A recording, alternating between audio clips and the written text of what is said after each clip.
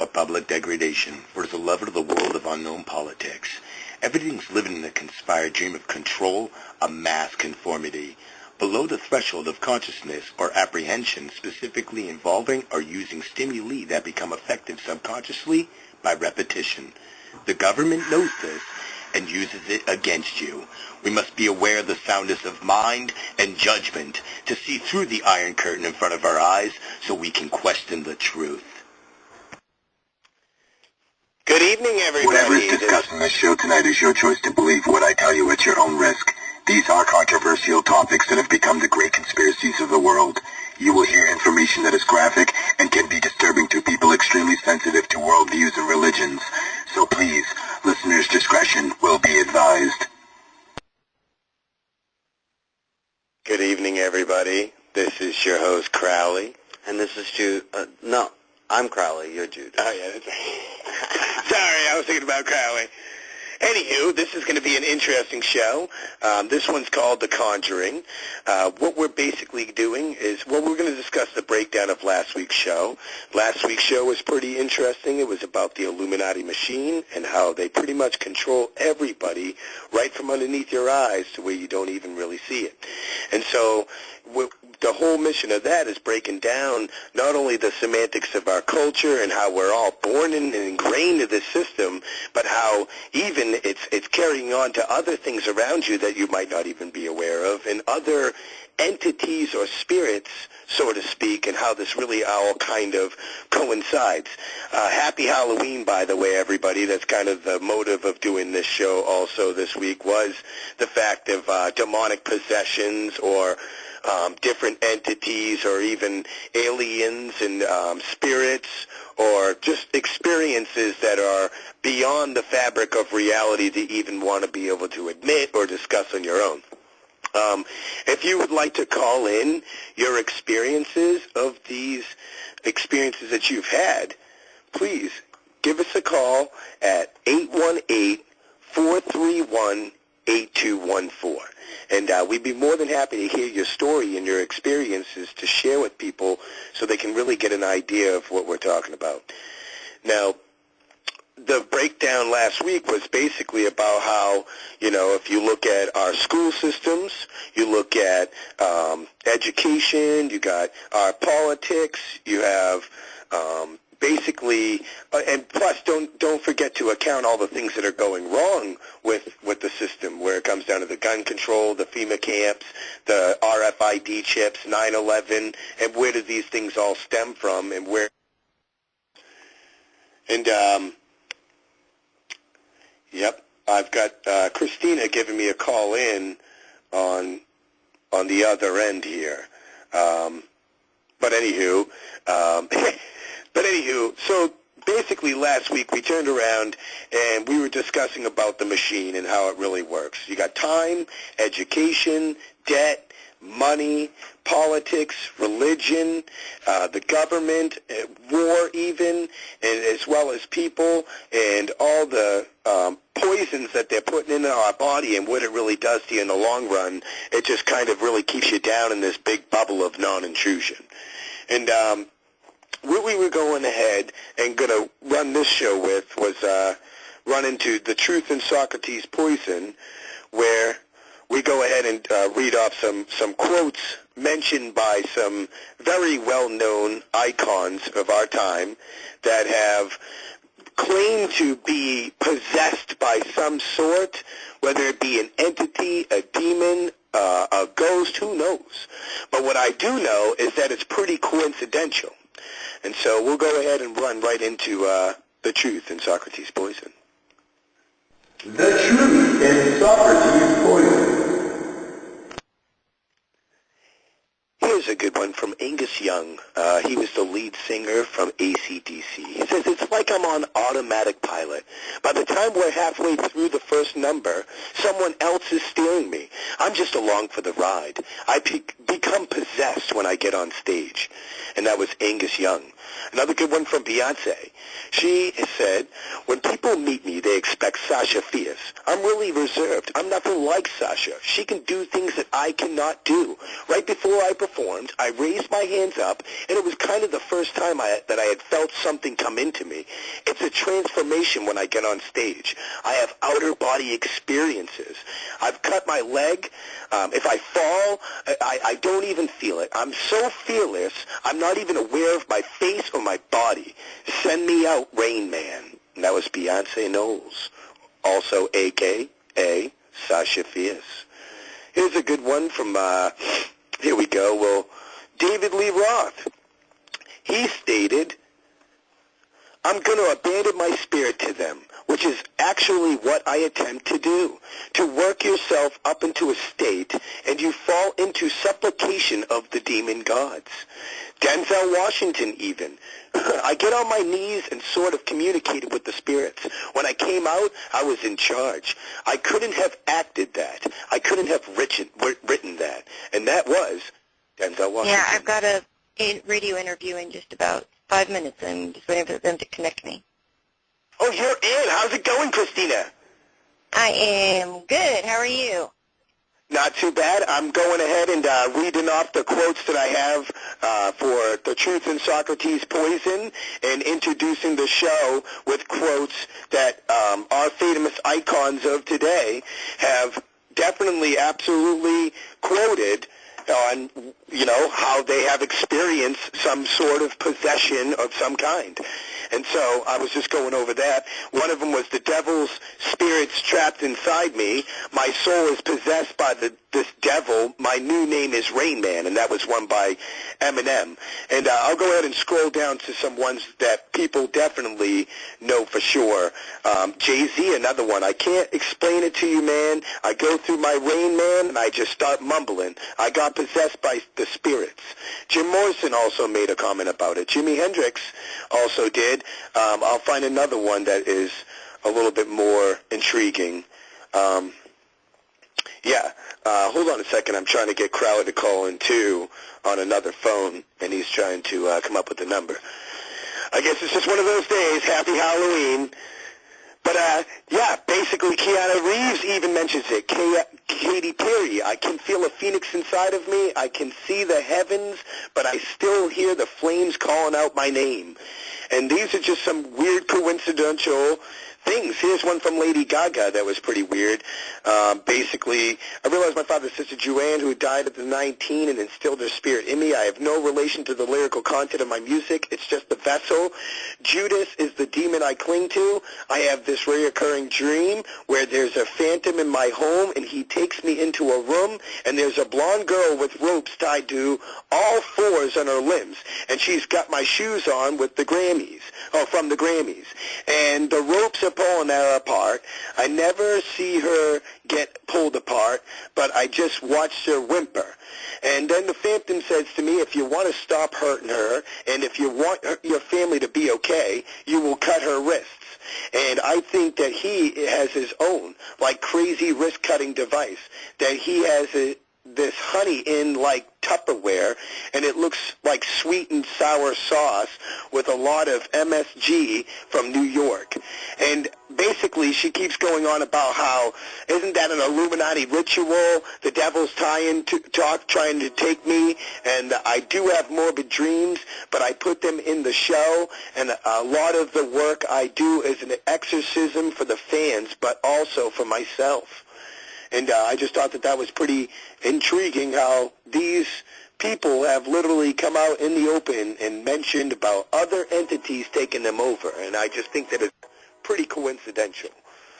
But, Christina, how you doing?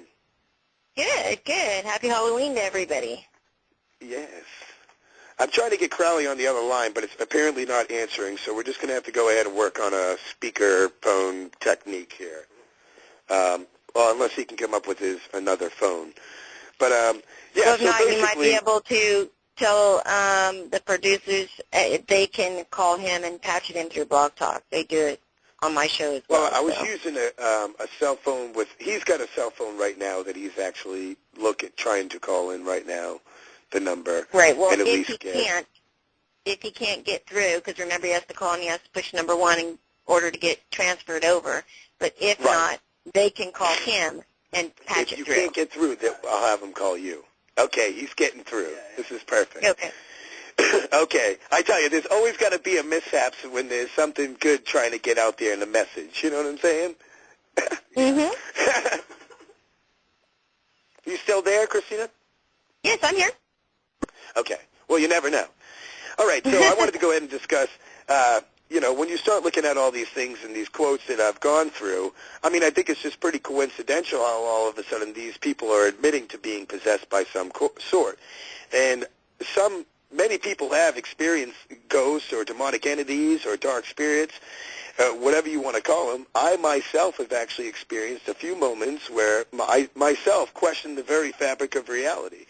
And one of the events I'll go right into, seeing how I'm basically talking here, one of them was when I was a kid. Me and my brother, we pulled out a Ouija board that was actually carved out of wood. I had my cousins there. We had other individuals there. As the night progressed, all my mom's hats were, like, falling off the wall. It was really weird. We were looking for my grandpa, Bob, and was basically trying to get him to come into the room. We kept asking him if he was there because my mom always said Grampy Bob is watching over me all the time. And so did you get through? Yeah. Okay. Yeah. And so we tried to do that, and, some really weird stuff had started happening. And, in fact, I've had a lot of kind of weird stuff happen to me after that moment, but kind of being a skeptic in my life at that time, I didn't really believe that it was anything that could have been related to anything else from that moment on. And then, and I have basically, and then there was another time where I was with Crowley, and we were playing some music in this driveway, and we were writing a song, actually. And the song that we wrote was called Save Me, and it's really intense lyrics. Well, I decided to get out of the vehicle and go check out this dilapidated trailer that was on the property. It was pretty intense, and I wanted to go walk inside there, and literally I felt like this place was completely haunted. I mean, it was so dark and so excruciating. I mean, wouldn't you agree, Crowley, on your experience of going in there? So he comes out, and he's like, hey, come in here. So I walk over there, because it's just an old abandoned house or something, It was no real big deal. It was broad daylight. It was like 1 o'clock in the afternoon. I walk up into this place, and it's like you walk into a whole nother place, like a fabric between space and time or something. I don't know. All of a sudden, I just felt all messed up, man, like I've been drinking all day or something, just like completely it was crazy. bogged It was down. like that. And then I sat there and tried to listen, and I heard, the only way I could describe it sounded like a big bird. It sounded like a kind of sound. I was just freaked out, and we couldn't get out of there fast enough, man. We ran like little kids. We really did. In broad daylight. In broad daylight, and we got out of there wicked quick, and we ended up going to my father's house, and it really bothered us so much that we brought it up in conversation to him, and he said, I know about that trailer that you're talking about, and what's weird is, like, this trailer was definitely abandoned for a really long time. Like, the driveway was completely enclosed. We were looking for a private place to go write some music and not be bothered, and basically, try to get into the energy of creativity. And, we ended up writing that song, Save Me, and my father told me that basically that place, the son had came home from school and had a really bad day, and he ended up shooting his son and shooting himself. And so, again, like, if you're a non-believer, you're basically going to think, well, is this a ghost or is this an experience, but you start relaying things back into your perception and other people's cases and the things that they have said. It really kind of rings bells to the same stuff. I mean, wouldn't you agree, Christina? Oh, absolutely. Absolutely. I would like to introduce you to the listeners that I have. This is Christina George. She's got a couple of shows. I actually listen to her very avidly. One of them is UFO, Paranormal, Aliens, UFO, Paranormal, and Beyond. Right? Is that correct? Well, it's Aliens, UFOs, and Beyond, and that's on Wednesday nights at 6 p.m., and then my other radio show is on Monday evenings at 6 p.m., which is Paranormal Connections, which was my original show, kind of linking all the paranormal stuff together. Yeah, why don't you go ahead and tell a little bit about yourself and what you do and stuff, and, you know, introduce yourself to everybody. Okay. He was so nice to say I am a radio show host with both shows, but I am also a paranormal investigator and psychic. I have been seeing and communicating with spirits since I was very young, and, you know, really at that point didn't know what I was supposed to be able to do with these abilities, and, you know, I'm 46 years old, so it was during a time where we didn't have the internet and we didn't have all the information out there, and you know, instead of it being anything positive, everybody, you know, looked at people like me as, you know, scammers or people, you know, making things up for attention, and even to the point where people thought I was, you know, possessed, or, you know, I'd been being influenced by the devil, because, of course, growing up Catholic, you know, they believe in, you know, the Father, Son, Holy Spirit, but yet they tell you that there are no such thing as, you know, spirits of humans, that they are only demons, and they are trying to deceive me and take me over. So that is wrong, though. I have done a bunch of research and found out that not only is there demonic entities, but there's also holy entities as well from God that, you know, are doing specific things, or however, they can choose their own people, and I believe that you would agree with that too. Like, it's not like they're just going to go to anybody, and I believe that we're all being watched over, in a sort of speak, by these entities that we don't acknowledge, just as well as trying to be forced down specific paths that are just as, it can be negative, you know what I'm saying? So just as good as they can be, it's just as negative as they can be.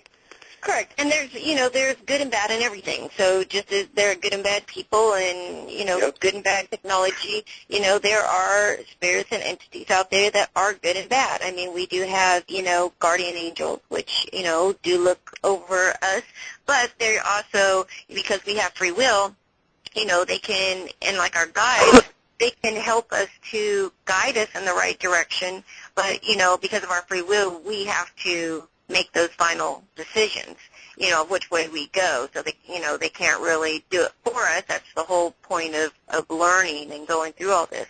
But growing up, you know, as a young child, being able to have these kind of abilities, and, you know, you're told it doesn't exist and everything. The story that seems to be shared by, you know, thousands and thousands of people that I've, you know, interviewed is that, you know, it does become something that is a deep secret.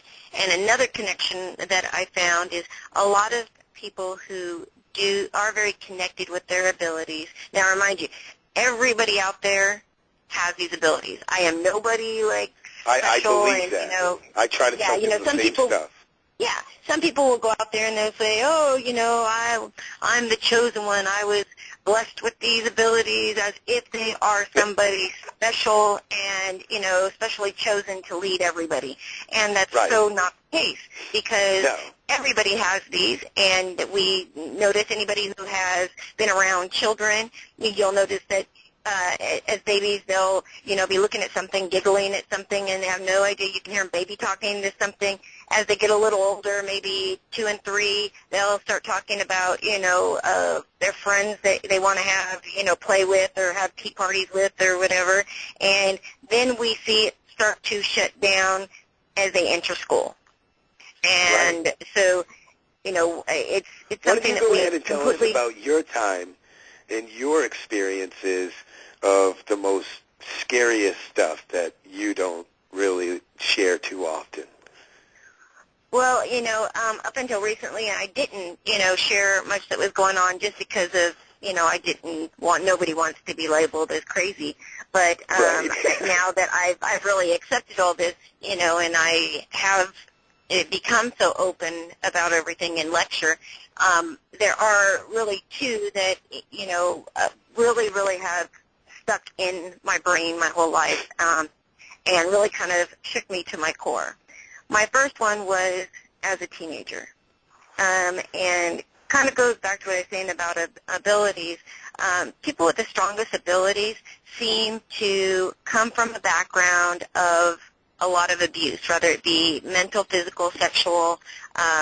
They come from abuse, and one of the good things or that they do is they internalize everything, and so if it's not accepted or, it's a big secret, they learn to keep it in and shove it in, not talk about it, and act like it doesn't exist. So, especially when it's traumatic.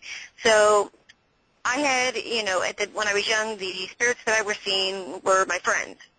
Some of them were kids, some of them were adults, but I was very protected. It was not anything scary other than sometimes I would see spirits that, may have been recently died and, may have been shot or, and I would see them that way. So as a child, that kind of took me for a loop. But for the most part, nothing was out trying to get me. Right. And then all of a sudden when I got to my teen years, that's when everything changed. At that point, it took a darker turn. And, once again, now being a researcher and doing so many interviews with people, we start to see that when kids hit puberty, it's a very emotional time for both boys and girls. You've got, the sexual tendencies are coming out. They're starting to feel all these weird, things. And it's they're beginning to question things, though, more, too. Right. It makes it very traumatic, and without having any answers or, things like that, you just really don't know what's going on. So all of a sudden I started noticing that the spirits around me were starting to change. Now, mind you, I myself had gone through all the abuses, sexual, mental, and physical, and so I really didn't have much support or anything that could happen, and I really went into a deep depression.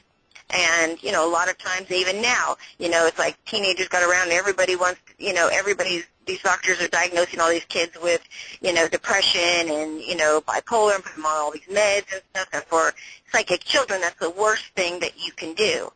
At 9 years old, my mom took me into a psychiatrist, and they literally was saying, well, yeah, she's depressed, and, she's a teenager, and things like this go on, and, maybe she's a little schizophrenic or something, if, since she's hearing these voices and seeing people, that's classic, and, they wanted to put me on these very strong, antipsychotic medicines at 9 years old.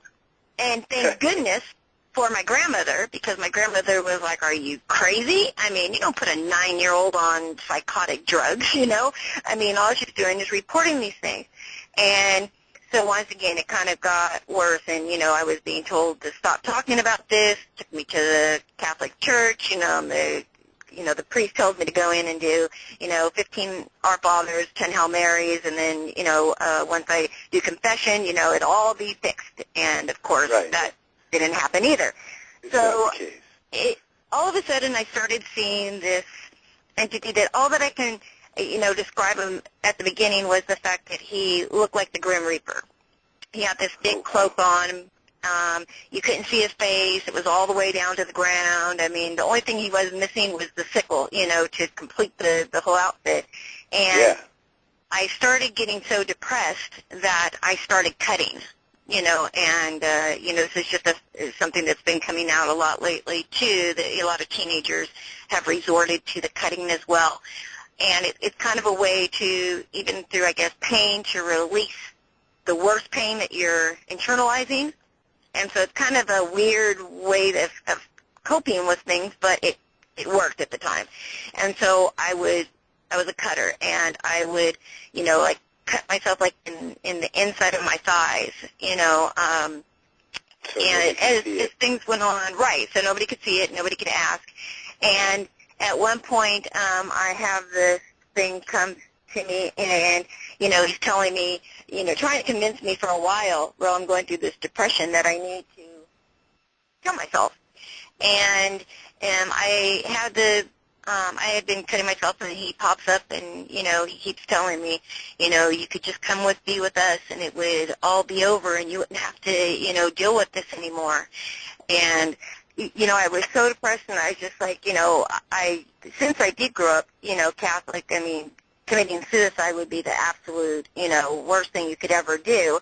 And here I'm thinking, like, okay, now I would be in, sitting in this purgatory or hell, and I was scared of that, so I didn't want to do it. And, I kept saying, get away from me, leave me alone, you can't make me do any of these things, and, you're not that powerful. And he said, oh, really? And the next thing I know, he comes around me, and I see him put his arm from behind me, and he literally, like, takes control over my arms and my body, and makes me pick up the razor blade, and he slowly starts making me cut my wrist, but up and down. So I was cutting up my arm. Now, of course, as a child, I had no idea. Cutting your wrist, you was always shown, crosswise. Right. And so as he's doing You this, did it the right he way. whispers in my ear, and he says, just push a little bit harder, and it'll all be over. For whatever reason, and I still don't really know to this day why, but, it was something that, like, the light bulb turned on in my head. And I thought, I still have free will. He is not that strong. He cannot do it himself. He has to have me do it. And I was like, and I dropped it. And I'm like, no, I'm not going to do this, I'm not going with you. And, if you're so strong, how come, and you're so powerful, how come you can't do this to me, and so, and I, thinking back of it now, like, I'm a kid and how dumb, like, to try to go up and against the demonic force like this. But I said, you're not anything. You don't have control over me. If you're so bad and you're so, powerful, why do you hide behind your cloak? You're kind of like rising old demons in me because, I'm not going to lie, like, I have felt, like, I have had a rough childhood. I think we all have. Well, people that have an intuition in life, I would call it. People call it psychic abilities. Some people call it intuitive abilities. Some people call it, perceptions and particular things. I definitely, I'm going to classify them all as one thing, is what I'll say. That way, some people might have these abilities and not want to claim these particular categories, But I'm just going to go in there and say that everybody does have these abilities that you're speaking of. And so my childhood, now that you're mentioning it, it's like I really always, I don't know why, had a pretty deep connection to God. Every time something would go wrong, I may get angry with God, and I would say things out loud that would be pretty, not necessarily mean to God, but kind of testing him. Exactly like the way that you would test this demon and question him, if you're so powerful, why wouldn't you do this? I guess it was the same battle with that. But as I would progress in my cycle of the same thing, I would come out of it and always have something better and a key lighter essence to what happened. I'm not sure, like, it sounds to me like what you were going through was an ultimate demonic presence or something trying to possess you. It sounds pretty scary. Yeah, and it was, I'll kind of tell you where I found the connection, which, was Masonic ties, but, so what it ended up happening... Yeah, go ahead and mention that, because the last time I was on the show with you, you never got to mention how you have the Masonic ties. Why don't you go ahead and get that right out of the way? Okay, well, let me do finish this, because it's almost done, but because I didn't find out till afterwards. So, I say, show me your face. If you're so powerful, show me who you are. Why are you hiding behind, this cloak?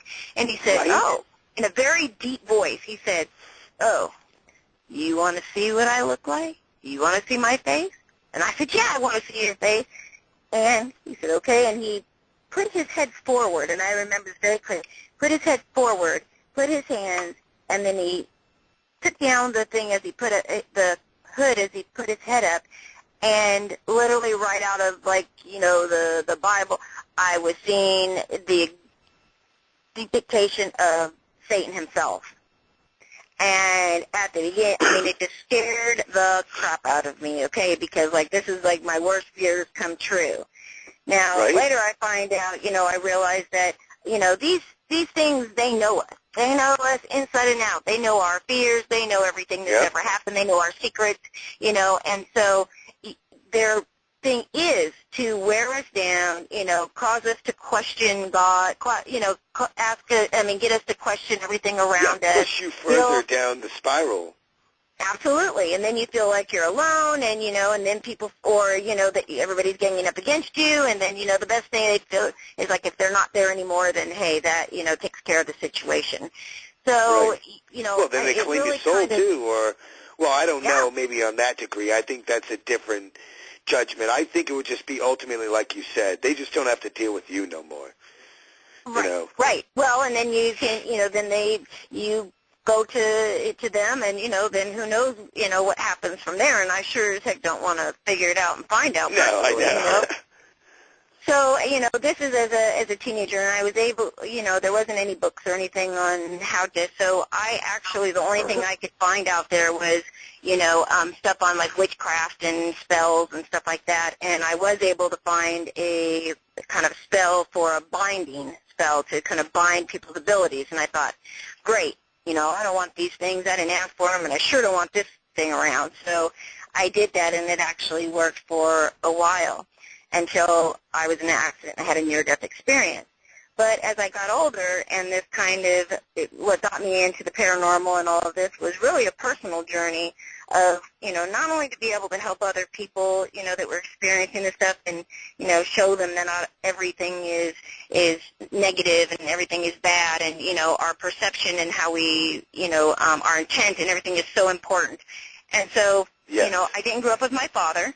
And on my mother's side, there were no abilities, so I had really no clue of where these came from. To be honest, I actually believed I was adopted growing up because I just had no connection with my mother or my siblings, at the time.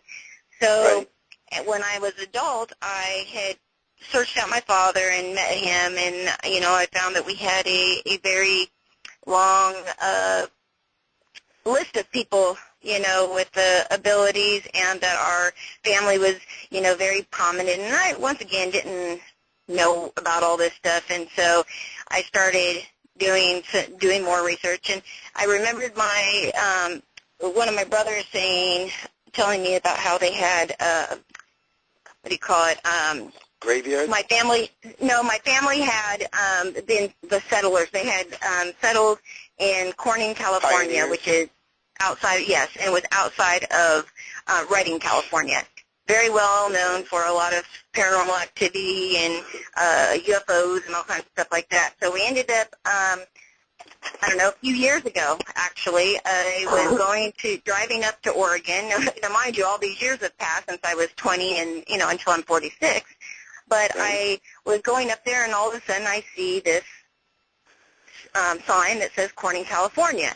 And I was like, wow, I think that's where, our family found it. And I've never been there, so my group decided, okay, well, they were on the way back. Let's stop there and check it out. So we decided to go to the cemetery there.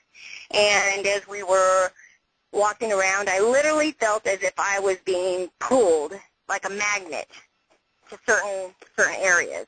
And so I keep following it, and one after another, I just keep finding names of, plots of family members. And I'm like, okay. And so my main last name was Job, and, I had been told that we go all the way back, to Job in the Bible, and, all these strange things. So I'm seeing all this, and I'm like, wow, and there's a few names that I'm very drawn to, but, they don't have the last name, so I didn't really know, so I wrote it down. And as I get a little farther to the back where it's, more of the family from the older times, I start seeing a bunch of headstones that have Masonic insignias on it. And I'm like, this is strange, because now as a researcher, I know a lot about the Masons, and didn't have any idea that they connected to me. So I go, now all of a sudden I get to the back ones, and I start seeing some different insignias. And this is more towards, the 33, 34 degree Masons, which are, the highest levels, as well as some very strange different markings that I'd never seen. And So I was really taken back, and, my team's like, oh, my gosh, you know what that means? And I'm like, hold on. So I call my dad, and I said, hey, Dad. I said, I'm out here in Corning at the cemetery, and he goes, oh, what would make you go there? And I said, well, I just happened to go by. I never knew anything about it, heard about it a little bit in passing, but figured I'd come. And so I said, but what I'm seeing is I've got some names, and so I give him the names, and he said, oh, well, that was a cousin, or this was an aunt, and, they got remarried, so that's why they don't have the last name. And I said, okay, that makes sense. And then I say, well, I found some really weird Masonic markings on a bunch of our, family members' plots. And he said, oh, I guess it's time for us to have this talk. And I thought, have this talk? Like, what, birds and bees? I'm 46 and got 4 grown kids, so that, story is kind of gone. Like, what story do you need to talk to me about?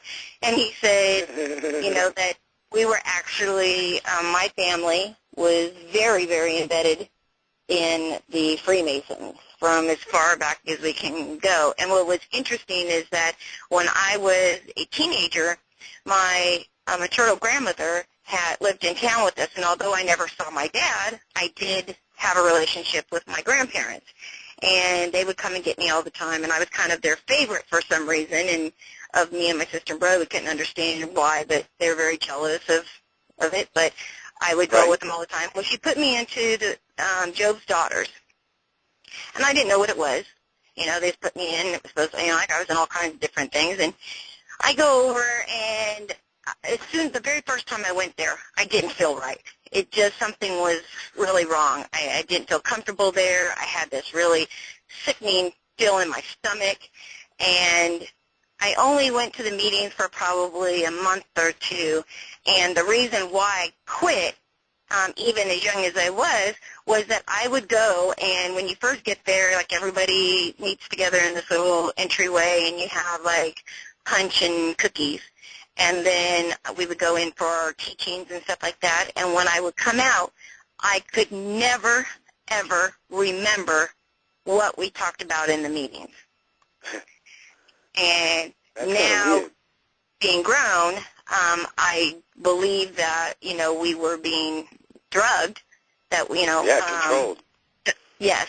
And, that was kind of, what was going on. And, of course, certain people are chosen, and the girls are only able to, be in that until they're, I think, 17, and then they no longer can be part of it. But it was very, very, very interesting, and, I thought that this demonic thing was, gone until I had my near-death experience, and things started, happening again.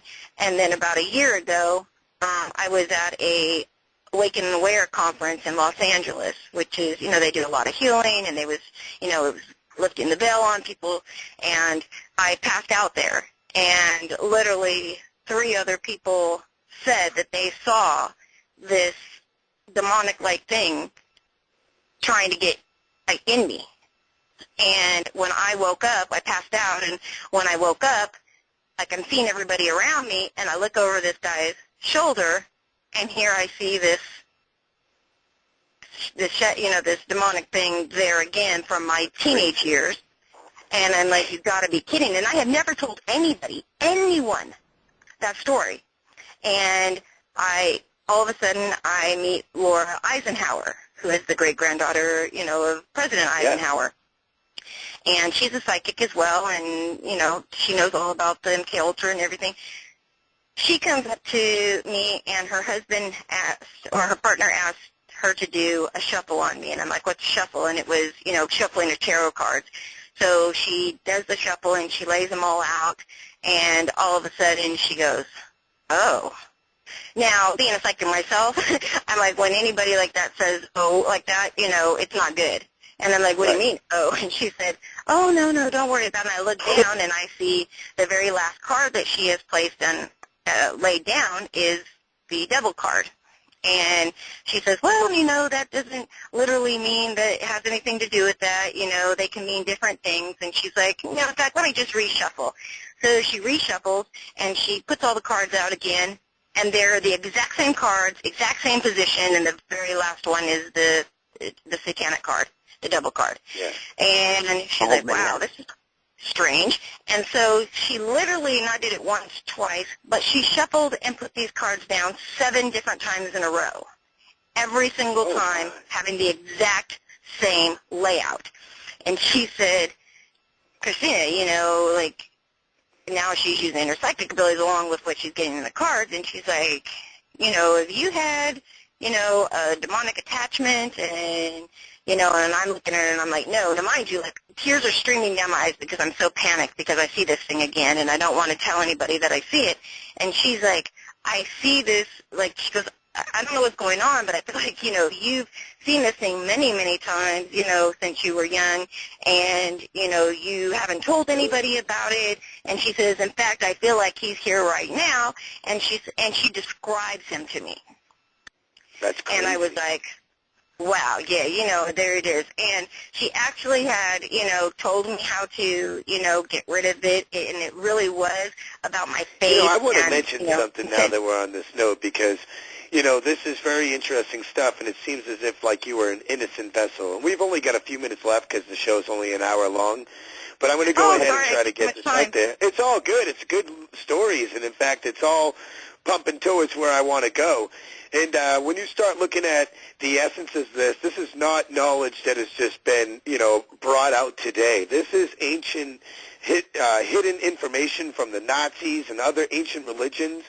And, in fact, when you start looking into it, some people purposely try to conjure these elements or entities, I would say. And I would say that if it happens to you naturally, it's just something that you really can't control. But when you're trying to invoke spirits or work these certain things, I think that you're more of an understanding of what the forces are around you. And if you start looking at our icons in our society, a lot of these individuals, to me, without even knowing it possibly, are trying to channel in the same stuff as ancient goddesses or ancient gods from previous past, and trying to bring forth almost like a negative vibe to our entire generation to kind of make us follow in a demonic force. And just by small little, you know, implements and music, and then before you know it, they're, you know, very bluntly putting all these signs and symbols in your face. And it's very, a lot of conspiracy theorists say that Miley Cyrus is trying to invoke the goddess of Kylie. And I've got a picture of Kylie, and Kylie is actually supposed to be a representation of the goddess of the end times. And then you sent me a picture of Rihanna, where she was basically dressed up as Medusa, and we all know what Medusa does and who she was.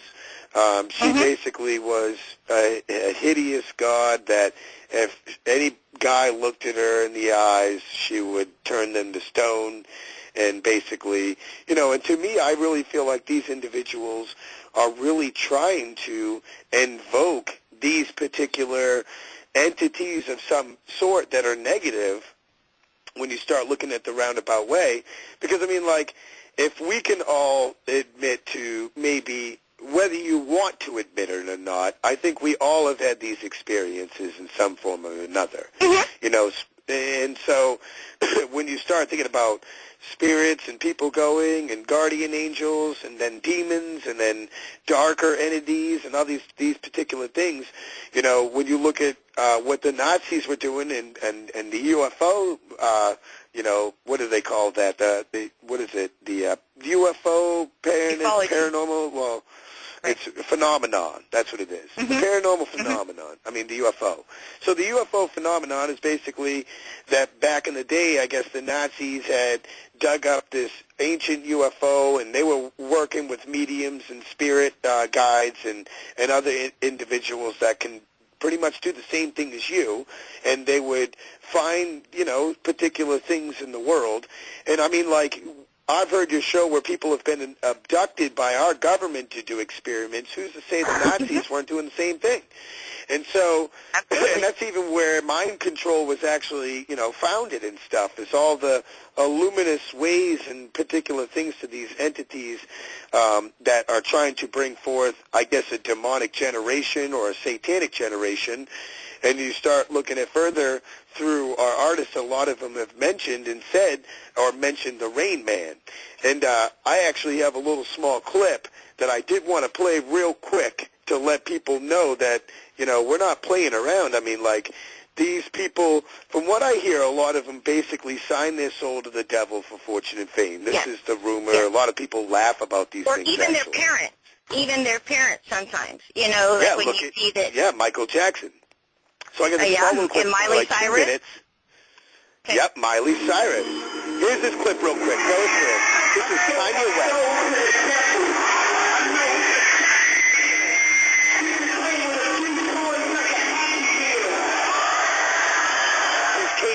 What was going on in my life for 15 years, and that's how I got introduced to the music industry. I swear I wanted to be like the Amy Grant of music, but it didn't work out, and so I sold my soul to the devil. Here's Jay-Z. How it came about being racist is weird because I started out technically, and I used to write all the time, you know, before I started moving to the internet. Why do you still do it? Why are you still out here? This is Bob Dylan. It's like a destiny thing. I mean, it's a bargain with it, you know, a long time ago. I'm holding up my hand. You move your bargain to get where I am now. So should I ask you to make the bargain work? I'm together with the chief commander on this earth, and this earth, and then a world you can't see.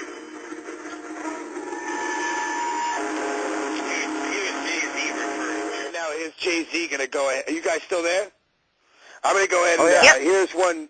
Jay-Z refers to the Rain Man basically being mumbling fantastic numbers. It's like a mumbling, it's like a Rain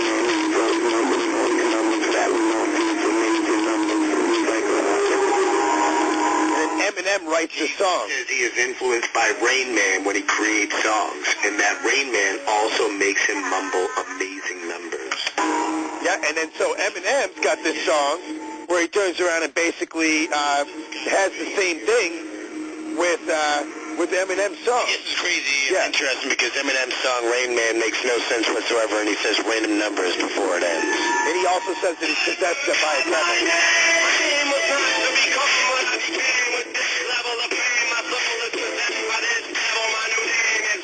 Rain Man.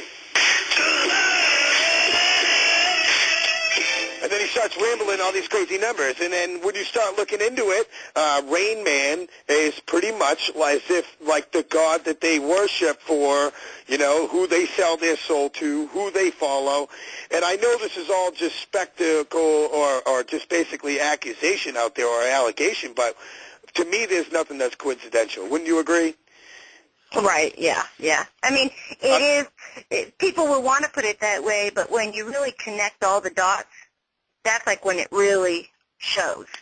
It really does. People will laugh about it, and they think it's a big joke because, you know, I guess when you start to look at a conditioned society, you wash out the facts. It's like our conversation about the Bible. They rip out all the books. They only leave you with a bunch of basically gaps of what's going on, and we have a society that's kind of forcing it out of our eyes to where it's almost unacceptable to even talk about.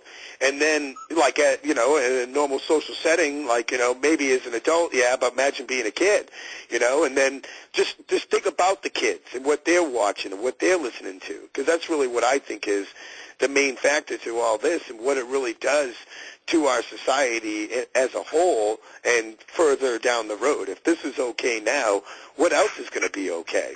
Are we all going to be driven by demonic spirits? And, you know, I mean, that's kind of where I think, you know, should be the subject, like, at hand. Wouldn't you agree? Like, when it comes down to, I mean, look at our president. Look at our nation. Would you say that there might be something wrong going on there? Maybe they're on the level of these things that we're talking about here? Maybe trying to do it in a purposeful way?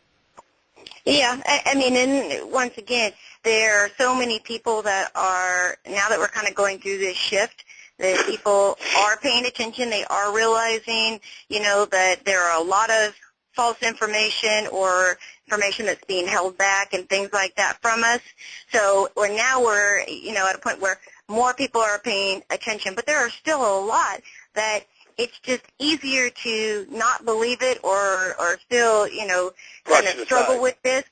Right, because, it's too much for them to comprehend. They're just like, well, if I just pretend it's not happening, it won't happen to me. And everybody always thinks it will never happen to me. It always can happen to other people. So it's really I died 3 times. You died. Yeah. You have a life-threatening illness. And, these are things where when they happen, it's like, I tell you what, you begin to see life through different eyes intensely. And the fact that you've already had these experiences before and then going through something like that, I guarantee it heightened your senses and perceptions and intuitive abilities and your psychic abilities and mediums and understanding these things heavily a ton more. Right. Well, and the thing is that the end result is no matter how you go about it, that if you keep a positive thought, process, I'm telling you, that's the key to all of this, of surviving all of it. You're absolutely right.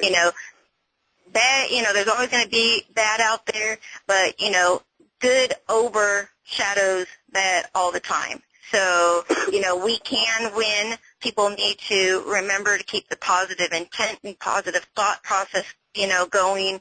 And, your faith and your belief is so important. Don't allow yourself to feed into all this negativity that we see on TV and things like that. Have faith that you are protected and you'll be okay. Great information. People need to go out and find more positive stuff, the positive essences of life, and envelop their lives with these things. And if everybody's doing it, then, like you told me an amazing story that blew my mind about how you were pretty much a hero for the day, but a hero for somebody else's life for the rest of their life. And through that experience, forever they're gonna remember you and think of you, but my point is that I'm trying to make is that, like, when you sit there and think about, the things that we are capable of doing and how we can really start changing the world just by being that positive influence in our lives, we start to see a better place, and we can work against what the system is trying to do to us, Absolutely. And I think that connecting pieces together and, becoming aware, knowledgeable to your world around you, 100%. And that even goes, because, we were having another discussion, too, about how, pretty much when you know yourself 100%, then you can be able to know other people, too. And this is all good and bad, down to the ancient religions and what they knew and practiced, and to where we're living now. You can get a bigger outer layer aspect of what's going on, 100%, Absolutely. And, well, we got 5 minutes left. Crowley, did you want to go ahead and talk about your experience that you had that was pretty scary that you were telling me about? Yeah, I had what they call night terrors, I guess. Yeah. And what happens is, I guess, the pressure comes on you and you can't move, and it's just a terrifying experience. Well, the thing about this is that we were messing around with this Ouija board that somebody else owned, right? And I ended up coming into possession of it. And I was like, nothing really happened, and then all of a sudden, I just put it away in the closet, and all of a sudden I'd hear scratching in the closet, and I'm like, all right, so I put it out underneath the stairs, and then I would just have this, like, feeling that something was there or something, and I was like 22, 23 at the time, and I'm like, I'm not scared of the dark. I've lived down in this basement for a while, and it's just like all of a sudden things happen. So like 3 or 4 days in advance of this possession attempt from a demonic entity is what happened. I knew it was happening. I knew it was going to happen. So I was kind of researching Wicca and a lot of ancient religions at the time, but I'm also a Christian, so I'm like, I was just kind of studying and trying to figure this all out for myself. I mean, the internet wasn't a very popular thing at the time. And all of a sudden, at least you have the internet. I'm right in between awake and asleep state or so, and then it comes, and it's in the doorway. I, like, set up my room. I had these old Indian healing stones and stuff that I had, and I, like, put them in the corners of the room so it couldn't enter the room. But then, in my mind, it released this insect that shot underneath the bed. This is what I was seeing. Like, I'd say a hallucinogenic kind of state, but I couldn't move, and I couldn't breathe. Right. And I just felt this pressure on me, and it was in the doorway. It wasn't next to me. And I was just completely overcome with terror. The most terrifying experience. I mean, this is worse than somebody sticking a gun in your face. And then all I could do was utter, "Jesus is Lord." And then, bang, it all stopped. And I jumped up. I turned the light on. Tears were rolling out of my eyes. I was like, it was a demonic attempt of possession is what it was. And I was starting to get more towards Christian. I was reading a lot more Jesus stuff, Scripture. and all of a sudden it tried to possess me, man. You know, It was a on that crazy note right experience. there, I'm going to go ahead and leave it off with a recommended movie. It's The Fourth Kind on Netflix. Go ahead and watch it. A lot of people that have had experiences with alien encounters have, undocumented by the FBI, have said that they've had these encounters stopped by mentioning Jesus Christ. So I just think it's pretty coincidental how we have spirits, good spirits, we have the Holy Spirit, we've got demonic possessions, we have alien abductions, and how they all just kind of interline and intertwink with itself, and especially how our government and known governments have been known to create UFOs, time warps, and also allow these other entities to come into play, and also try to, maybe even these entities were trying to get us to build a portal so they can come here and do these things. It's 7:57. It's been a really good night so far, and I don't know. I hope everybody that's listening has learned something and got pretty much a good view on everything that is kind of going on and where we were trying to go with this. I think it was pretty good conversation. Wouldn't you agree, everybody? Oh yeah, yeah. You know, I also went to this Avenged Sevenfold concert. I kind of got sucked into that. And I went there, and they do a whole bunch of satanic stuff.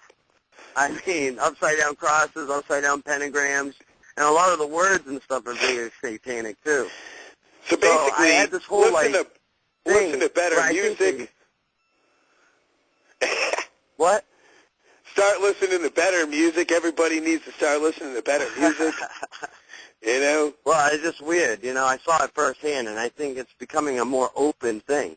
You know, it's a new thing on, like, I guess the Twitter and the Instagram with the little kids is all this 666 stuff, you know, and the mark's already in your pocket. I mean, the symbols that are on the $1 bill is already the markings right there. You still there, Christina? It says... Oh, I guess she's gone. Hello? All right, everybody.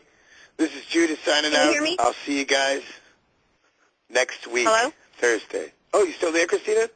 Yes, I am, and thank you so much for having me on your show tonight. I really appreciate it, and I was hearing what you guys were saying. Just like I said, the RFID chip pretty much has to do with the mark of the beast, and I want to talk about that next time, and I'm going to have you come on if you don't mind, and we'll go ahead and have an episode about the RFID chip so everybody can be educated, because it sounds like this is like everybody's got their passion, you know, and this seems to be one thing that right now has become really raising red flags in your mind of a really big deal that people need to start being aware of.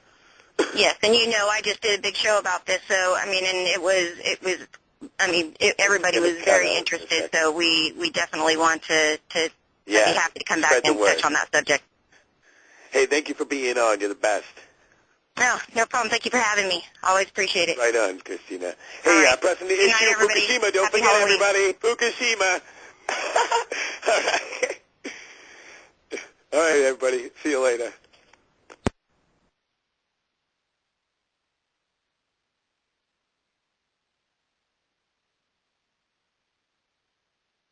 Hey, I'm here. Nice, You're live, guys. Nice, we're back. We're live. Is Christina coming back on? We're trying to get a hold of her. We haven't heard anything from her yet. Okay. All right. So, all right. All right, so I'll go ahead and I guess go a little back up on what. Yeah. Hey, I'm here, bud. Okay, let me go. We're back. We're live. Oh, I have my thing going. I got a big echo. Let me go ahead and turn this down. We're trying to get a hold of Crazy. There we go. There we go. There we go. Beautiful. Okay, so what we're going to do is we'll go ahead and back up. So I will go back towards that clip that we had about how these individuals are basically very nonchalantly saying that they basically have sold their soul to the devil. We had Bob Dylan. Nonchalantly, they're jumping out there and they're yelling it across the screen. Well, they were laughing about it, too. This was like a joke of some sort of the best times of their life, you know? Yeah. But he said, you make know, it rain. I'll make it rain on them hoes. I'll make it rain. Make it rain. Yeah, and so, like, that was another thing I wanted to get to is about how Rain Man, who is this Rain Man, you know? And also, I had done some research about how these individuals are pretty much tempted into selling their soul for their talents or whatever. And I know this stuff can sound pretty far-fetched, but actually when I was a kid, like I said on the show, is that you know, I wasn't exactly the best cup of tea. You know, all saints were sinners, I guess to say. You know, but well, where do you think creativity comes from? Right? Yeah. You gotta get into like this spiritual essence. You gotta hone in your skills, and then all of a sudden, bang! It like a light goes on, and then all of a sudden you have an epiphany. And and this is what's happening with them. They're giving themselves unto these other spirits. Channeling to have these epiphanies and to channel in this creative energy. Exactly. They're giving themselves exactly. And so when I started doing the research, because I'm a musician myself, and I literally have always wanted to be a successful musician, I'm not going to lie. But then there is a point, too, when you start to see the other side of the coin. What would these particular efforts do to your life and yourself all in a nutshell? And so I started thinking about the paths of the ones and the icons that I looked up to the paths of many individuals in America that probably look up to many individuals. They basically have a really rough, bad background. You know, they really have been brought to the limits of themselves. And if you've ever been to a homeless shelter or something, then you know. I mean, the only way out is to sell your soul. I mean, you can find quite a few different candidates that would probably do it. I mean, Dave Chappelle's father came on. I saw an interview with Dave Chappelle, and he's like, know your price. And that's why Dave took off to Africa and stuff. Well, when his dad died, he turned around and realized that he was basically working with ultimate forces that really didn't even care about him, or who he didn't even remember who his friends were anymore. He began to change. Sick society. A sick society. That's what he said. He said it's not the people that are in the society, it's their environment around them. And that's a good one to look up. It's it's basically on the show floor, Actors Loft or something like that, and it's right on YouTube. You can check it out. Actors Guild. Actors. Oh, I thought it was like the Actors Floor or something like that. The Actors. Oh yeah, Lodge. the Actors Studio. The Actors Studio. Like yep. And there's many actors and musicians and people that are talented that'll get on these things. And this one particular was actually on the YouTube. They have an Illuminati one where they mention the Illuminati and who he was talking about, and then they have the actual regular show. But when you start thinking about what we're talking about, you know what's a great one is what's his Charlie Sheen. Charlie Sheen, when he goes crazy and all that stuff, he actually mentions the beast by name. And it's like Leviticus, Viticus, or something like that. It means the Roman Catholic Church. He says the Vatican, and that's the beast, because they had the power to change the Sabbath day from Saturday to Sunday.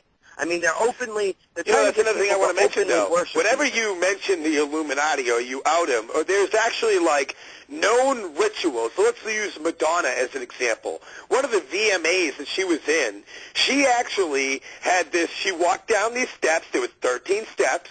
Okay, she's the high priest goddess that is a part of these Kabbalah ritual religions and also these occult hidden societies as well.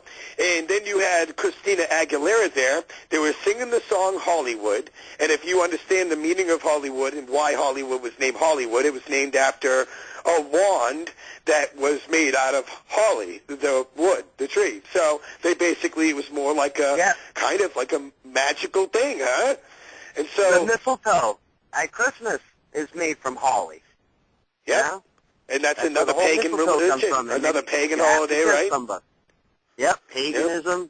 Yeah. So when you start looking at it, are we living in a society of an Antichrist nation, or are we trying to be basically guided down a road where we're accepting these things unwillingly? I mean, I'm just throwing it out there. I mean, definitely. And I would definitely like people to call in on these things, because I think that they definitely raise hairs, and they definitely, I'm not sure how many, let me see what we got going on here. Nobody really knows Gentlemen, what's going on. I'm not sure if everybody... Gentlemen, can I interject for a second? Yes. Yeah. Excellent. I just want to let you know that Miss George will be calling back in about 10 minutes.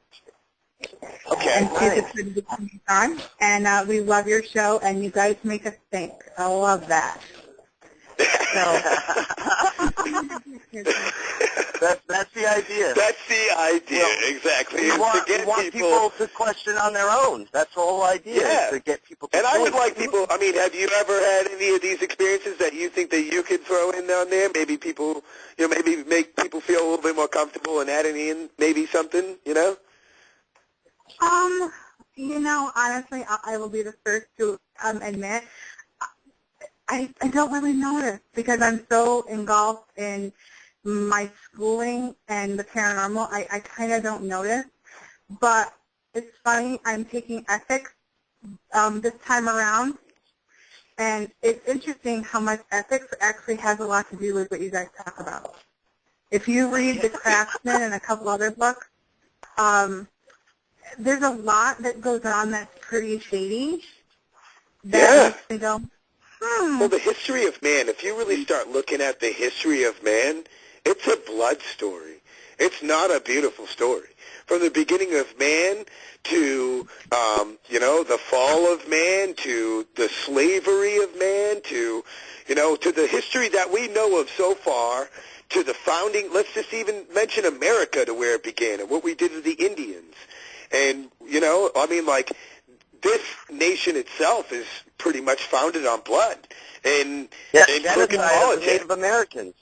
And then we're going to get all involved across the world about genocide and different things when we did it ourselves and had no problem with slavery or genocide. And then Americans will look back and think, oh, well, we must be doing something good. And I don't understand how we think that we can be doing something good when we've done it to our very own people. And you know what I'm saying? And so this is why I think that these topics are very necessary in our society today, is because, I love life, and I think I'm just like everybody else. I want to live on a very simple accord, go with that song by Leonard Skinner there, be a simple kind of man, But in a nutshell, too, how long can the party last before you realize the monster that you're creating? And so that's kind of where it stopped for me, where it's like, I enjoy my life. I go to the beach. I like to jog and go places.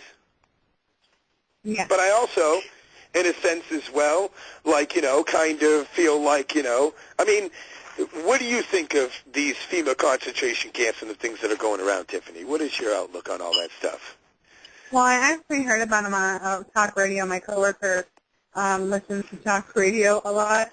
And it's, to be honest, it's very frightening to me, because if you look at the Holocaust and everything else, like Hitler was a socialist. And he made the Jewish people believe that good things were going to happen for them, while people are being told good things are going to happen for us. And then people who stand up against the government, or not so much stand up, just speak out and have an opinion and say, hey, you know what?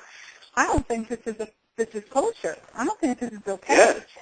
And all of a sudden they're being put into these, quote, they don't even acknowledge them as concentration camps. They're, quote, FEMA camps that, basically you're supposed to go there for, what's the word they used on the radio? Enlightenment or whatever. Enlightenment is a kind word for brainwashing, which really is, I guess, what they're trying to do, but it's a concentration camp. So it's very scary to know that those things are in our country. They're in Germany. They're not over here, but they are over here. And so if that's there, what else is there? And so it's very unsettling. And I'll be frank, I don't like it. Wow. Yeah. Well, you know, I'm posting an ad right now trying to get people to know that, you know, we're still going on for another great hour of this wonderful topic of subliminal sanity. Yeah, I guess that FEMA camp thing was a banned video from Jesse Ventura? Yeah, that's the guy. He's the man. Yeah, it was a banned video all about the FEMA camps. They even have conversations with truck drivers. I guess a bunch of Polish truck drivers ended up going missing. You know, they were from Canada. They rode around to these FEMA camps dropping off stuff, and then they went missing and stuff. And the truck drivers were talking about how these other guys that they knew going across the road hauling all this military equipment were going missing, and they wanted to get out of the business themselves, but it was good money. So.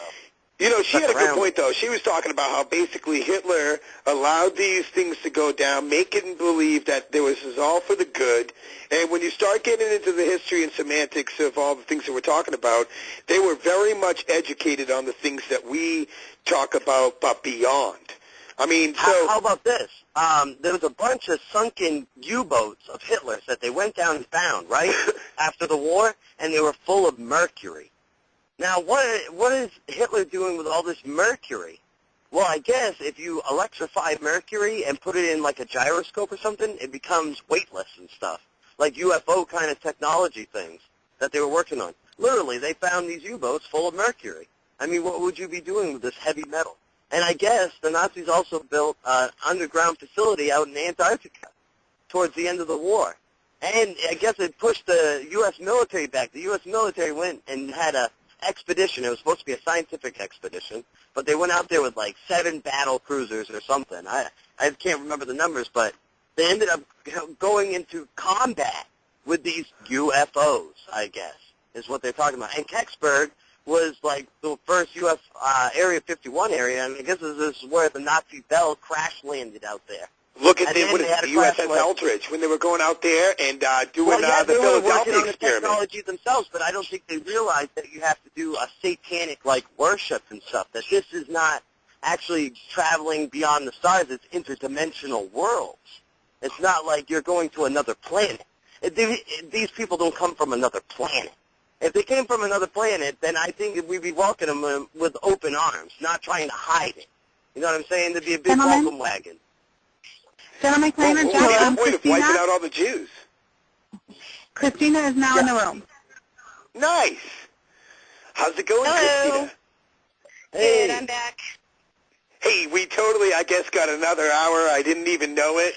A magnificent Halloween gift to us all. Yes, I already did. Tiffany called me back, so as a juror, I can do this real quick. Nice. Well, what we were discussing is basically we were kind of just going free-for-all about how I think it's odd that these particular things are going on in the world.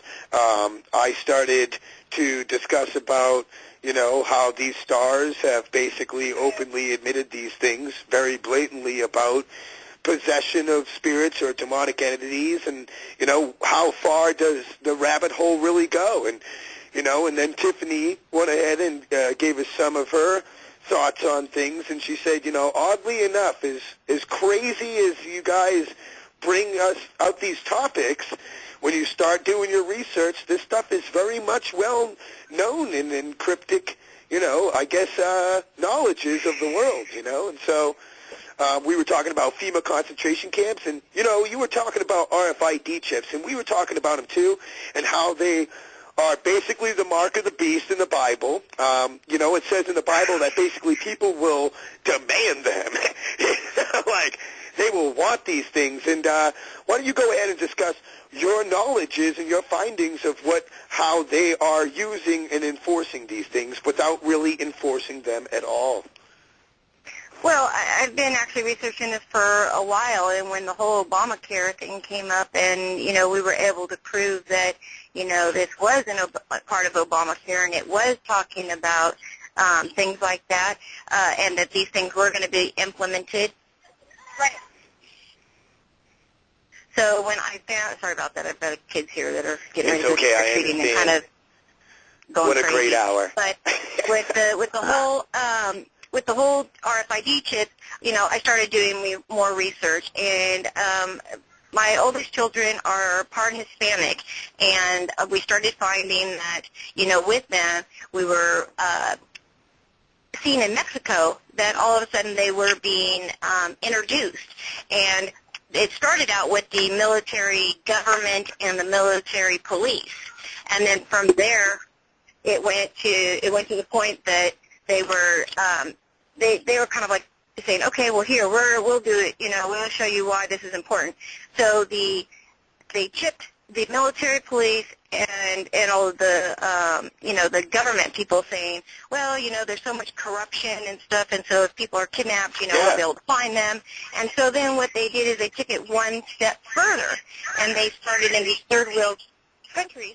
They were saying, hey, this is a little something, is that if there's so many kidnappings and children missing, that if you get these children chipped, you know, put this RFID chip in them, then if they were to become missing or kidnapped, then you could get your child back. Whether it was, you know, whether they were alive or not, at least you'd be able to find them and bury them and things like that. And as much as I thought people would not, you know, do that, I was even shocked that there were 2,000 people, 2,000 that brought their children to be chipped at a cost of $2,000. Now, you know, in Mexico, they barely have the money to do, you know, for... Now, I have a question. Do you think that maybe these people that are volunteering to basically go and chip themselves, do you think that they basically are trying to...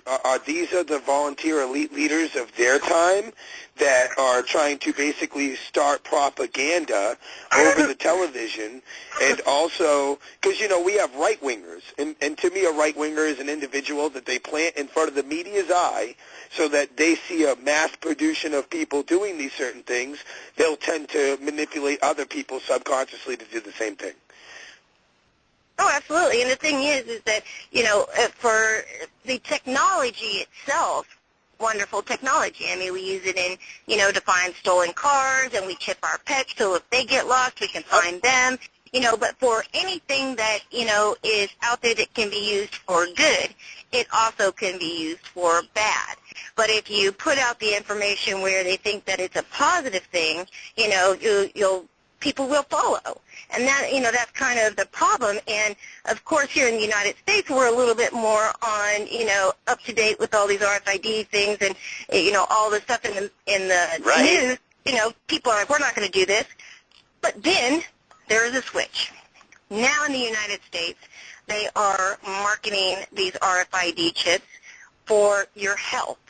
And so what it is that you will put this RFID chip underneath your skin in your forearm, and say you get into an accident or something happens, they will be able to scan your forearm, and they'll be able to see, you know, what your whole medical history is, your doctors, all the things, because as you noticed over the last 5 years, the hospitals, insurances, the companies, doctors' offices, pharmacies, all of them have been connecting a network to interlink together so that everybody can say, oh, we can, you know, provide you with better health care and things like that, right? You know, all your information will be available. Well, they're taking it one step further, and they're saying if you get this, you know, this will hold all of your, you know, information, but as well, within the year, they're going to upgrade the software that's in it, and it would then be able to monitor all of the functions inside of your body. So, you know, instead of like having to go through all these invasive tests, all of a sudden they would just scan you, and it would say, okay, your blood pressure's up, or you've got, you know, some abnormality here or there, or whatever it may be, and treat you. And people are already lining up to volunteer to have these things. That's a scary thought, because if all they have to do is upgrade software. Now, we already know, and it's been proven, that even people with the pacemakers, right? Yeah. They've got these pacemakers, and, remember when Cheney was causing all kinds of, upset around everybody, and the next thing you know, he had a couple heart attacks back to back. Well, right. News came out that, there were people that were hacking these pacemakers and malfunctioning them as basically, telling people, yeah, you better heed what we're saying and you better shut up, we'll stop your heart. And people who have pacemakers, that regulates the, how fast your heart goes, how slow it is. It will, and that's what keeps it beating even if it was to stop. It has automatic defibrillators built into them.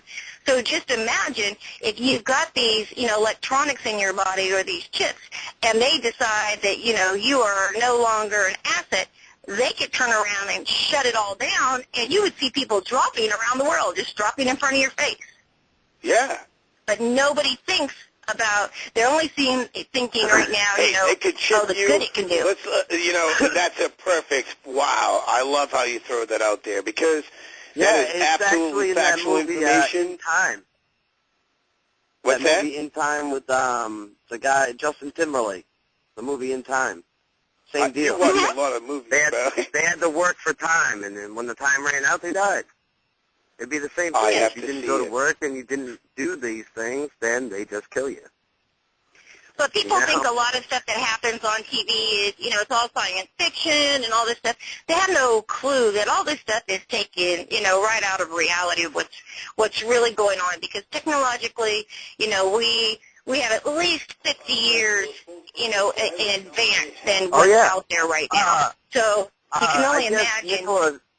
Nikola Tesla found the signal from the sky. I guess it was this ancient satellite that was out there, alien-like satellite from old technology or something. You know anything about that? Christina. Will we lose her? I'm here. She's here. He asked you a question. Do you know anything about that satellite that Nikola Tesla found of the ancient satellite in the sky? I didn't hear about that, but I know that there are all kinds. There are all kinds, that are up there, even back from, back when Hitler. I mean, there are things up there. Once again, how much are we really giving? There was nothing in the sky around Nikola Tesla's time. Late well, I hate to say it well, might there not wasn't be anything supposed to be man-made out there, but there was something giving off a signal, and I guess our military and whatever. There's plenty of stuff up there. There's plenty of stuff up, that was up there that may not have been, man-made, or that we saw somebody go and put it up there. But there was stuff up there before. I mean, we got this information, this technology, from other, entities. And that's what I'm saying. So, and it said already that, the city of Atlantis, I'm not exactly a guru in this category of life, but what I will say is that it was supposed to be a city of individuals that were all of the same status quo. Everybody all had the same abilities. Technology was far more advanced than anything that we could even fathom of today. But they say that the city of the fallen or whatever will be the city, the new Atlantis or the new Babylon.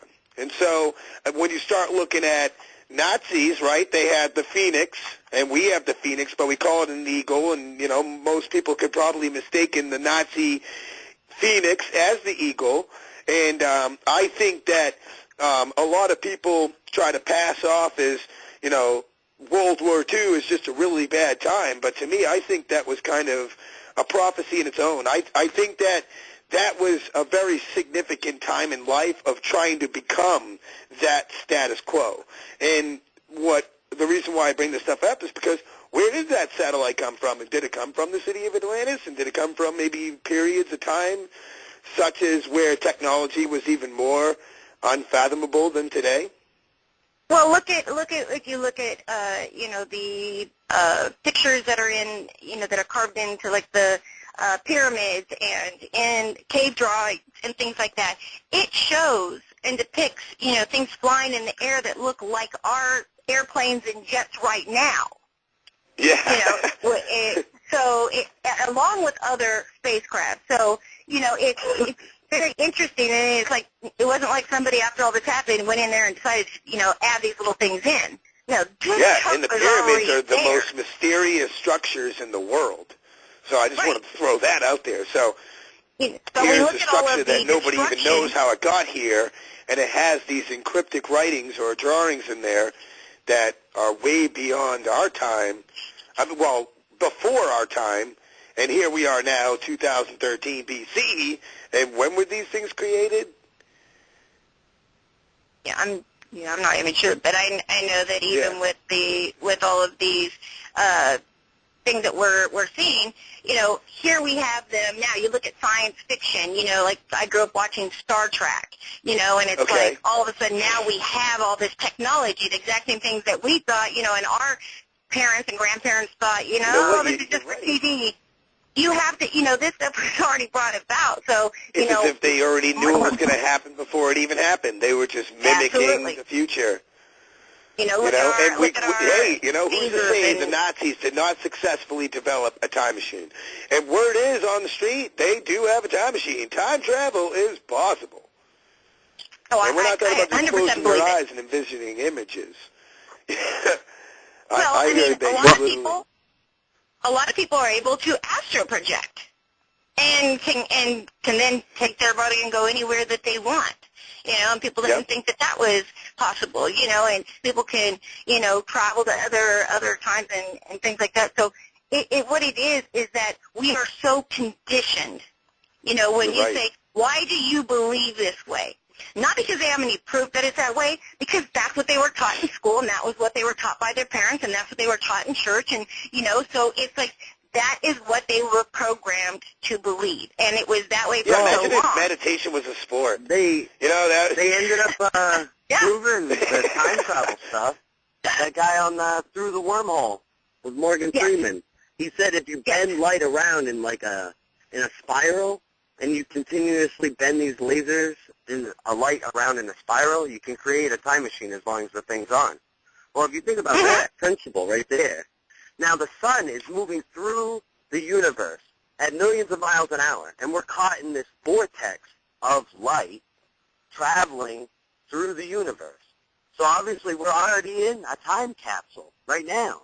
If the whole principle of time travel is to bend light in a spiral, then we're in that right now. Yeah, look at the universe. You've seen it. It already is in a spiral. Everything's in a spiral. In a spiral. So that completely vanishes time itself. And we were talking about that earlier, Christine, do you mind if I call you Christine, or is it Christina? No, that's fine. It's either one's fine. All right. So, yes, exactly. And we were talking about how basically in the eyes of spirit or alien or paranormal or even phenomena, time does not exist. We are literally living in a space-time continuum, if you will, or some sort, of where basically it's flickering dimensions of one within itself. And this is the main, and who's to say that maybe wasn't the understanding of how it was supposed to be before we got the tree of knowledge, I would say. I'm not really sure if people want to go that far deep back into things, but who's to know that maybe that awareness right there is what shimmered and shattered our complete ability to be able to be connected to these other realms, I should say. I mean, I'm just throwing it out there. I think it is so easy for, actually to kind of like wipe things out and then rewrite history. It's just like, back when we had, like the kings and the queens and, psychics were very well known then and were highly held, by the king because, they would tell them when, people were coming after them and when they were going to be attacked and all the different things, right? And, then we had where everybody believed, that the world was flat, until we finally found that out. That doesn't actually exist. About that. So look at how far technology-wise we have come, in just 100 years. Okay, I mean, it's like we went from the Dark Ages to the New Ages. So if you wipe things out, like, the flood, or you do anything like that, everything that they knew before back in, like, the pyramid times, now is all changed. You know, I mean, they can rewrite it and they can tell people anything. And one of the biggest things is they took out, you know, using, you know, your God-given gift of the ability to have psychic abilities and to use those and things like that because, you know. Well, it never said that it didn't exist. More. One thing I'll say. In fact, it even says that it is possible. To be honest with you, I've read where it does say that it is possible, that you can talk to the dead. And you can, it really does say it. I'm not going to go into exactly where, because what it states in there is as if it was like saying this right here. This is where it gets confusing, because to know that there's holy spirits and that there's demonic spirits, it says do not communicate with somebody who communicates with the dead, for they will always be tricked or led in a deceptive way. That's basically what it said. And I was like, kind of like, Well, and I think this is where the intentions and your conscience of God needs to come into play and understand and really feel what you're being fed, you know? That brings me to this individual named Ra. There was this guy named David Wilcox who wrote this book called Ra, The Law of One. And he said that he channeled into this being by doing specific kind of chakra meditations. And he said that this entity had come into him and it gave him this very detailed message of kind of exactly how it coincided with the Bible, but saying that he who claims to be Jesus is really this guy, and he's actually on this higher octave level and density of vibration higher than us on a fifth density, and basically saying that he will come again as this individual. And what's scary is this other individual trying to start, you still there? Trying to start this religion overseas using this individual's name. The name that he was using was Maitreya, and he's saying that this individual overshadowed Jesus during his time and guided him, and said that there was another spirit named Sonata, which was the star commander-in-chief and prime significance in the plan of the masters and known and that we serve. And so to me, when you start kind of looking at the variables in the context of the way that these guys were conversing, it sounded as if they were denouncing Jesus himself as a being entirely, and almost saying that he was just another entity that had walked the earth, such as us, with the same capabilities as that we're talking about right here, but on a higher density and a higher frequency. In that, basically, and this kind of goes with reincarnation, and I'm not saying that reincarnation doesn't exist, but what I'm saying is that what I think this guy was saying is that basically Jesus will, he was afraid to basically say that Jesus was his master or give him his place on the pedestal that Jesus claims that we should give him, you know? And so, and I as a Christian, I'm a Christian too, and so when I sit there and think about what is being said, it's kind of, basically there's good spirits and there's bad spirits, and you can be led down a wrong path thinking that you're talking to somebody that is on another side and using this person as like a mentor.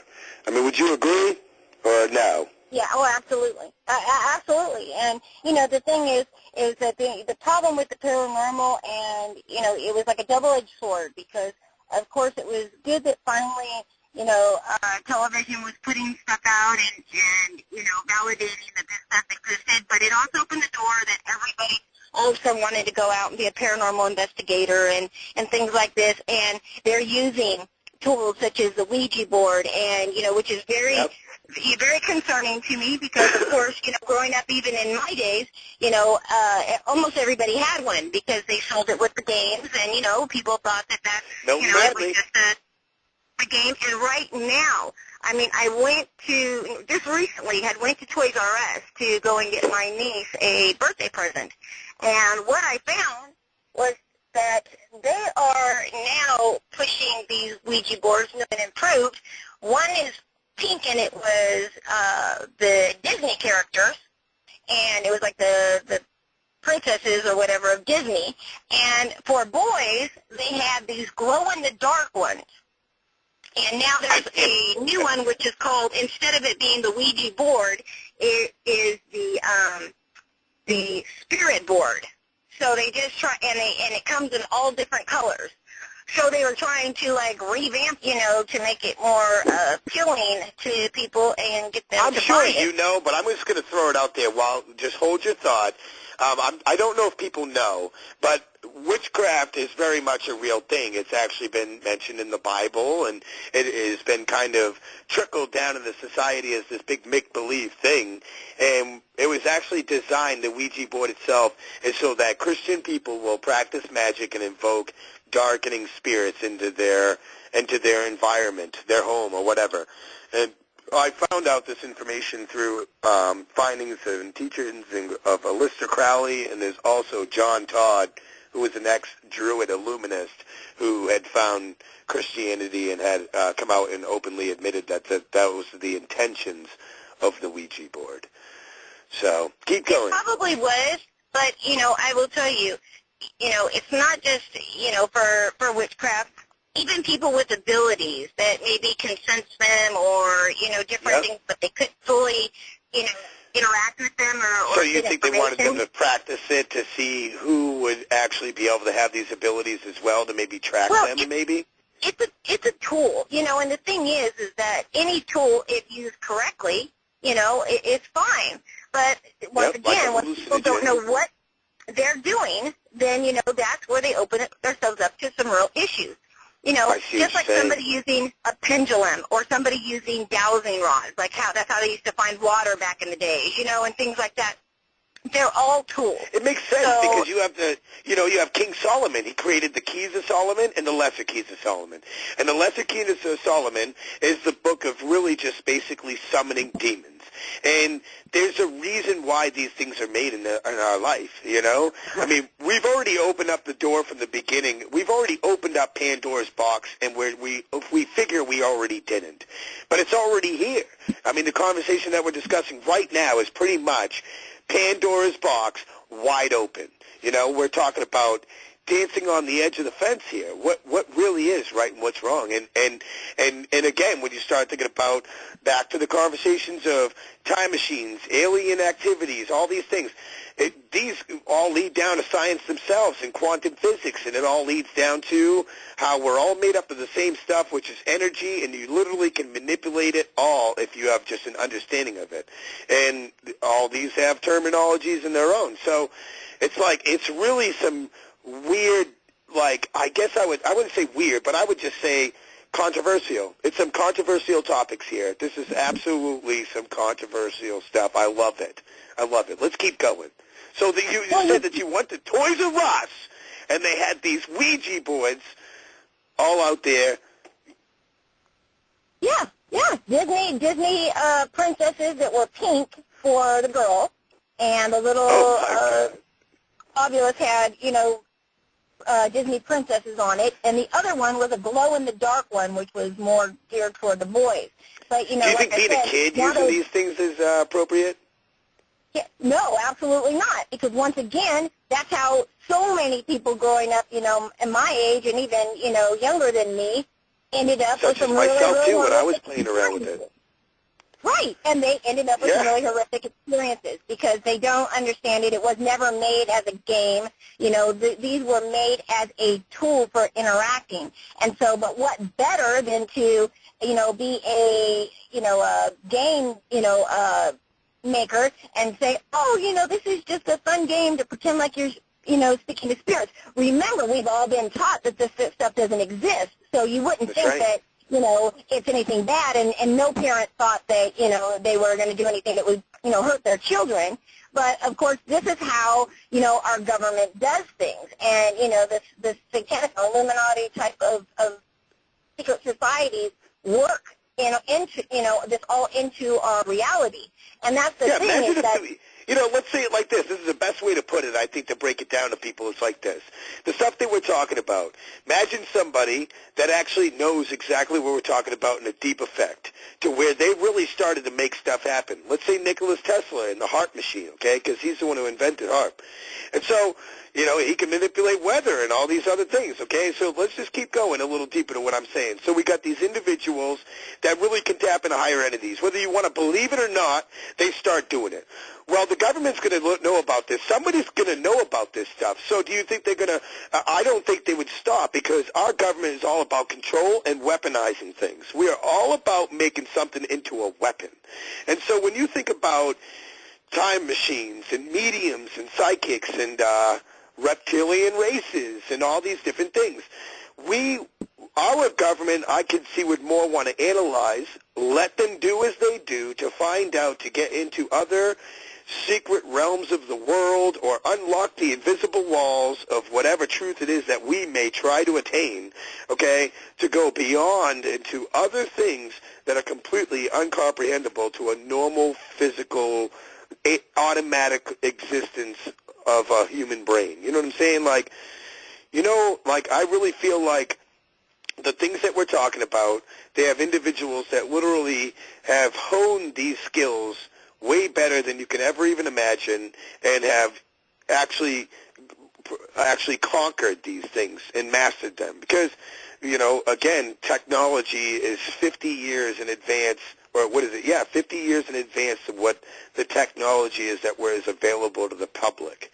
So what are they really working with, and what can they do that is beyond the logic of the normal person in an everyday American society? That's what I think is. What really is a big issue for me is that we are a society where, once again, all that we know is what we're taught, and what our belief system is, right? Now what happens when this is your reality and everything, and then all of a sudden you realize, or you learn, that everything you've ever been taught or believed in is not the truth. How do people come to grips with that? And for most people, it's just better to just believe it's not the truth, and so that's why we get so much controversy and going back and forth, and they've done such a good job of, programming us on all of this stuff. Yeah, making us turn against each other once you bring this stuff up. They created an Illuminati army of its own. Yes, to basically turn against their own people, if you question authority or question your government. In fact, I'm going to send you a video personally, Christina, of the subliminal messaging that our government has been doing on people for over, it was like the 1930s it was started, practiced in the 40s, mastered in the 60s, and they started basically doing it all the way up until they got caught in the 70s. So yeah, they've been doing it for a very long time, and that's why a lot of people. What is it? Is MK Ultra? The MK Ultra. MK Naomi. Yep. Well, yeah, they released LSD in the 60s. That's part of the reason. Right, and that's part of the reason why a lot of times, they knew what it would do. People don't have these memories of all of this stuff, and they, like super soldiers, they use the MK Ultra, brainwashing to make these super soldiers where they could get a phone call. They could be like, you and I, and then all of a sudden you get this phone call and they say this code word, and all of a sudden you're going to go out and shoot somebody, and assassinate them. And, and then once you've done that. Well, that's what that guy in D.C. had ELF carved into his gun. The Washington shootings? Yep. But do you know that there was a false flag? There was a false flag that was scheduled to happen that weekend, or that day, and it was the false flag was supposed to be a assassination attempt on Obama. Okay, but it hit the internet, and it was everywhere. I mean, it was mainstream, news on the internet and alternative news. And so a lot of people knew about it. They're like, so everybody's waiting, because now that we have all this, the internet, and it's so internally connected, and we can get information so quickly, it's like everybody knew about it beforehand, so they couldn't take us by surprise. So instead, all of a sudden we see this whole thing with, NBC with this lady, who's got her baby in the back, and, she just, like, goes crazy, and this. They had to do something in exchange for, the assassination attempt, but once again, it just shows you the PSYOP programs, and things that they're doing to us. When when the Twin Towers, went down, people in America were scarred.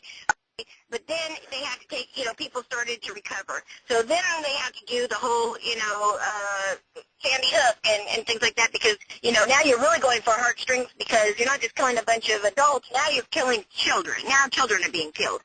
And nobody even knew about crisis actors until all the conspiracy theorists started putting the information out there. That's and right, crisis actors. I love how you throw it up there. Man, you're tapped in. Yes, and they ask for people, they really want people who are, like amputees or have disfiguring things or all this different stuff because, I remember 10 and 15 years ago when they were asking people to come out because they wanted to better train, emergency response people for, big catastrophes and stuff. But, they never asked for, people like this. Now it's an actual business. And if you think that, I'm making this stuff up, go on Google and search crisis actor jobs. And there are websites out there. It really is. You basically just get hired on to do exactly what I was saying about the right-winger stuff. They go out there, they act all completely tragic during these things, and they show right up on just about every event, and they're very well trained. It's been known to happen in Sandy Hook. They had crisis actors there. There's a lot of them. There's so much stuff that people are really unaware of. It's not even funny that, that's why this conversation is the conversation that it never ends. When you think about 9/11, I heard, this is going to sound really crazy.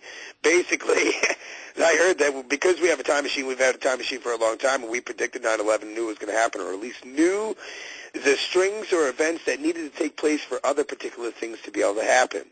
And so who's to say that these ain't the satanic forces to be able to bring forth the Antichrist to do these things and being manipulated into bringing forth the end of the world or whatever.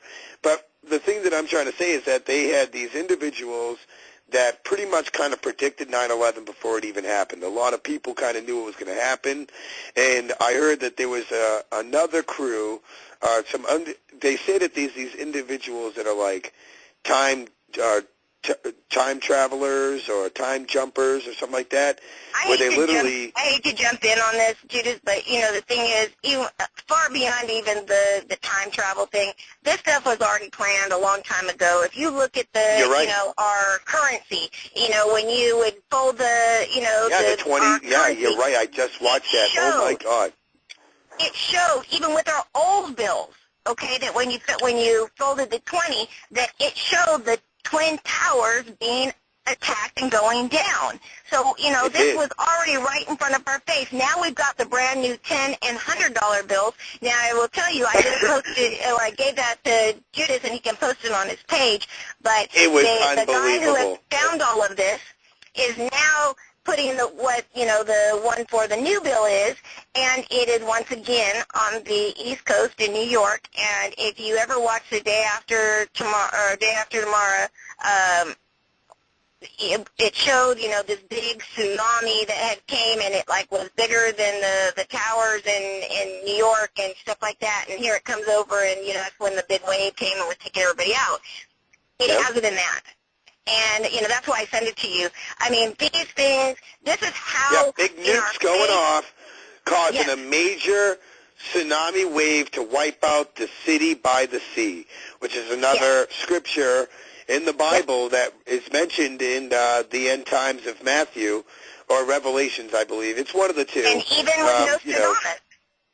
Yep, and it's even got the Liberty Bell as if it's literally a warning. This is for real. This is going down. Ringing the bell, and that's in that little strip that's on there, and it's why would there be bells on, this? But it was ringing the bells. And I'm telling you, this is how, under our noses, but right in our faces. And, we have to start understanding, the thing is, and the best thing that I could say, because I'm really about, positivity and how that can change, events and things from happening. And, they do all this stuff for fear, so that it can make it more powerful. So what we have to do is, instead of, we fear things because we don't understand them. So once people, seek out that knowledge, they understand that the fear leaves. So, their power is gone. So we need to, instead That's right. That was in my other show, the Illuminati Machine, how stress and fear are together, and they combine you to be able to basically not think for yourself, not come up with solutions, not think positive, and completely be wrapped up in this, an envelope of, your own demise, your own downward spiral. And so definitely positive thinking, not to be fearful, speak up against your government, definitely speak the truth. Educate yourself. Don't be afraid to go out there and basically stand up for what you believe in, just like Socrates, And you're absolutely right, man. You're a big inspiration, Christina, and I enjoy having these conversations with you. We always end up talking for like 3 to 4 hours. It's awesome. I know. I think our first time was like 5 hours we talked. So yeah. That's great. So it was a there's just so much Our information phones were dying. Yeah, and much of information, but it's important information. And as I said, my experiences, my information is not, I'm not out there to, force people to change their minds. I'm putting the information out there, and the people that, are interested and connect with it will open up. And, maybe one person can't do it all, but when there's a lot of people that are waking up and we're all standing for the positive and flipping the message we're definitely not alone, Christina. And I definitely think that everybody is beginning to start to, through the media repeating the same old bullcrap. I'm sure that everybody has a little friend in their circle that is questioning 9/11 and keeps talking about it. I think that, we're awake, as much as they try to snuff out the spirit is stronger than anybody could ever, any satanic worshiper or whatever, or even an atheist could ever even imagine. In fact, I think the most people who claim to not believe are more believers than what they even know. Oh, yeah. Oh, yeah. Mm-hmm. I agree. I so agree. Yeah, absolutely. Well, it's been a wonderful show. We're at, I guess, the last minute. Thank DTM for giving us another gracious hour of Subliminal Sanity. Thank Christina George for coming out from, go ahead, what is it? It's UFO, Paranormal, and Beyond, right? No, it's UFO, Aliens, and Beyond. Aliens, UFOs, and Beyond is on Wednesday night, 6 p.m. Pacific Standard Time and 9 p.m. your time out on the East Coast. And Paranormal Connections is on Monday night, same time, same station. Check it out. Yes. And I've listened in. It's wonderful. It's pretty much exactly like this show, just with a little kickstart going on into it. She doesn't hold back. And so if you're not ready for too much of full throttle, basically a dive into the pool of information of where there's too much truth and it's just too unbelievable to believe, just know that truth is stranger than fiction. And that's the reality of the real reality. And so when you do listen to our shows, I hope that you have an ultimate open mind, and especially when you go and check out her show, hopefully you do, and know that all these things are intertwined in its own. And definitely, please, Christina, she always tries to leave and end with a positive note, and I think that's a good way to look at it all the time. Don't forget about Fukushima, though, because that's a weapon of mass destruction in its own going on every day. And if they can put a war on terror and all our tax dollars to that, imaginary war on terror, I think we should be able to wake up and start standing up and start these, just as well as we have these impeach Obama things, we need to start having basically the same petitions about Fukushima everywhere. And I think it's very necessary. But, yeah, thank you guys so much for tuning in. Let me go ahead and see what we got here. And I guess you guys have a good night. Thank you again, for Christina, for coming on out. Oh, anytime. Thanks for having me. Hey, thank you, and God bless. Good night, everyone.